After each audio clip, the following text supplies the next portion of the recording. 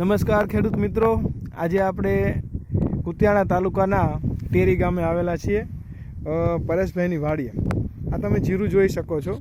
આ જીરાની અંદર જે કાંઈ ટ્રીટમેન્ટ આપેલી છે એગ્રીકોન કંપનીના પ્રોડક્ટ્સની આપેલી છે.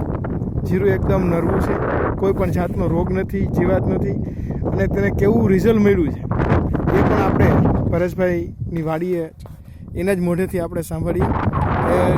નમસ્કાર પરેશભાઈ. મજામાં. કેમ છો? મજામાં. બરાબર છે. હવે આપણા ખેતરની અંદર જીરુમાં કઈ કઈ પ્રોડક્ટ એગ્રીકોન કંપનીની વાપરેલી છે?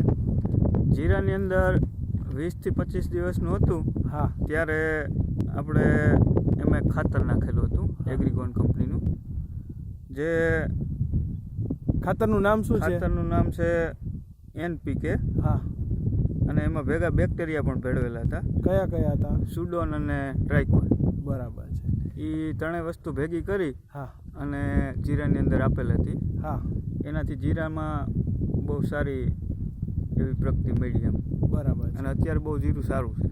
બરાબર છે. અને એની આગળ હવે અત્યાર સુધીમાં 60 દિવસનું જીરું થયું, એમાં 3 જ ડોઝ આપેલા છે દવાના. હા, હા, બાકી કોઈ વસ્તુ કરી નથી. હા. બાકી આ ખાતરનું અને આ બેક્ટેરિયાનું રિઝલ્ટ બહુ સારું છે. સરસ. ખેડૂત મિત્રોને શું ભલામણ કરશો? ખેડૂત મિત્રોને ભલામણ છે કે જીરું જ્યારે 20-25 દિવસનું થાય હા, ત્યારે આ એગ્રીકોનનું NPK ખાતર અને સુડોન અને ટ્રાઇકોન આપવું જરૂરી છે. બરાબર છે. અને ત્યાર પછીનો કયો ખાતર, કઈ દવા તમે છાંટવાની ભલામણ કરતા હતા? આની અંદર જીરાની અંદર એક વિગર, હા, અને બીજી તો પાવર કમ્બાઈન હા, અને વિગર, હા, એ છાંટવું એ જરૂરી છે.